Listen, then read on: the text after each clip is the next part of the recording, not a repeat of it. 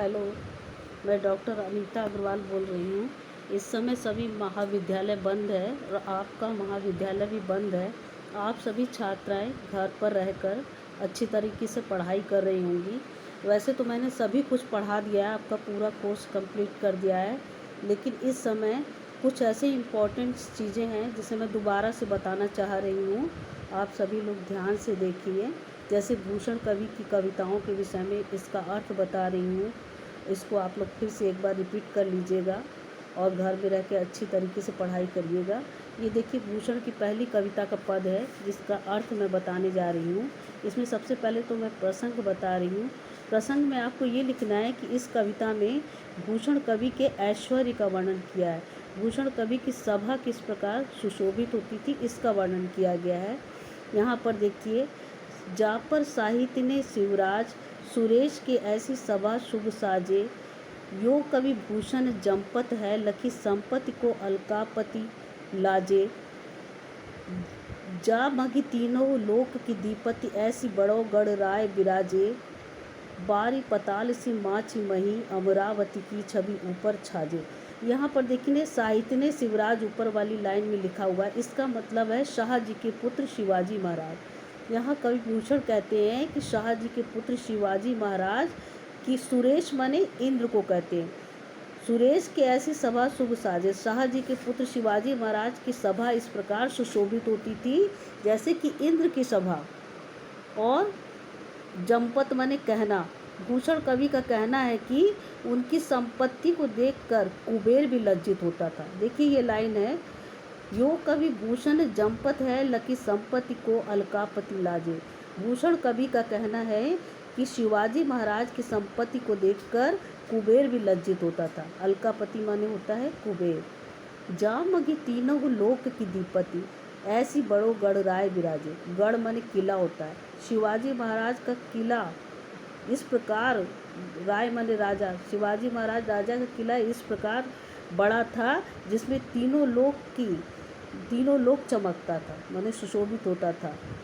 बारी पताल सी माची मही, मही माने पृथ्वी और माची माने आधार भूमि। बारी पताल सी माची मही अमरावती की छवि ऊपर साजी। अमरावती माने देवलोक।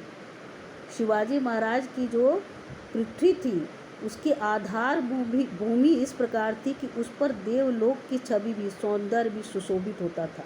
ऐसा लगता था जैसे कि देवलोक का सौंदर्य, शिवाजी महाराज की दीवार इतनी पाताल तक गई थी कि ऐसा लगता था कि उस पर देवलोक का सौंदर्य सुशोभित हो रहा है।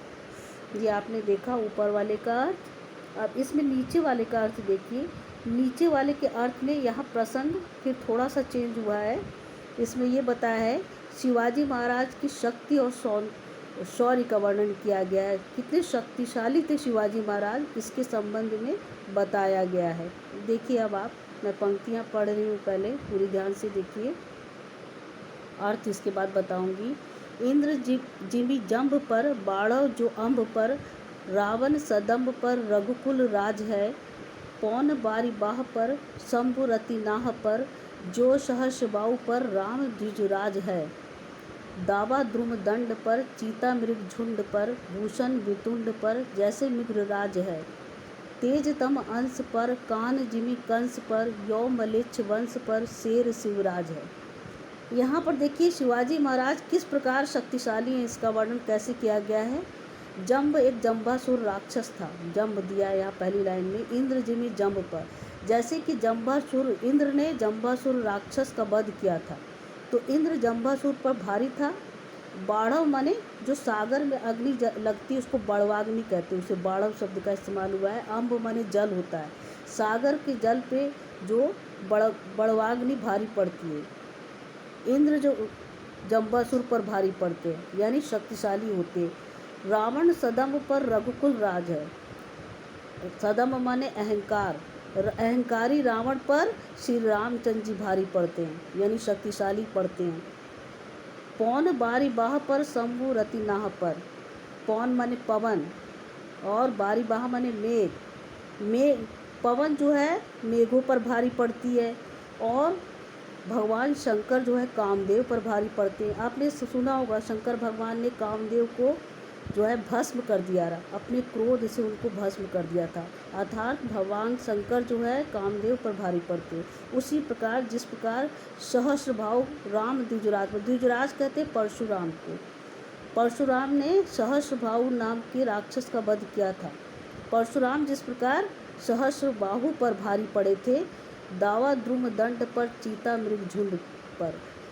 जंगल की अग्नि को दावाग्नि कहते हैं। जैसे जंगल की अग्नि जो है जंगल पर भारी पड़ती है, द्रुम दंड माने जहाँ वृक्ष होते हैं, जंगल की अग्नि जो है वृक्षों पर भारी पड़ती है।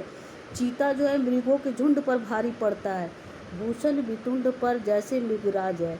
भूषण कवि कहते हैं, वितुंड कहते हैं यहाँ हाथी को, नोट कर लीजिए, वितुंड माने हाथी, मृगराज माने पशुओं के राजा, सिंह, जैसे सिंह हाथी पर भारी पड़ता है। तम तेज तम अंश पर, कान जिमि कंस पर, जैसे कि प्रकाश अंधकार पर भारी पड़ता है। काना माने कृष्ण, कृष्ण जैसे कंस पर भारी पड़ते, भारी पड़ना माने पराजित करना, जैसे कृष्ण ने कंस को पराजित किया था।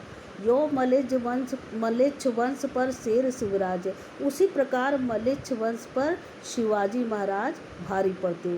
अर्थात शिवाजी महाराज कितने शक्तिशाली है कि उन्होंने मलेच्छ वंश का नाश कर दिया था, तो शिवाजी महाराज मलेच्छ वंश पर भारी पड़ते। आपने संपूर्ण कविता में देखा है कि शिवाजी महाराज की शक्ति और शौर्य का वर्णन किया गया है। शिवाजी महाराज किस प्रकार किसके समान भारी पड़ रहे हैं, किस प्रकार शक्तिशाली दिखाई दे रहा है, इसका वर्णन संपूर्ण कविता में किया गया है।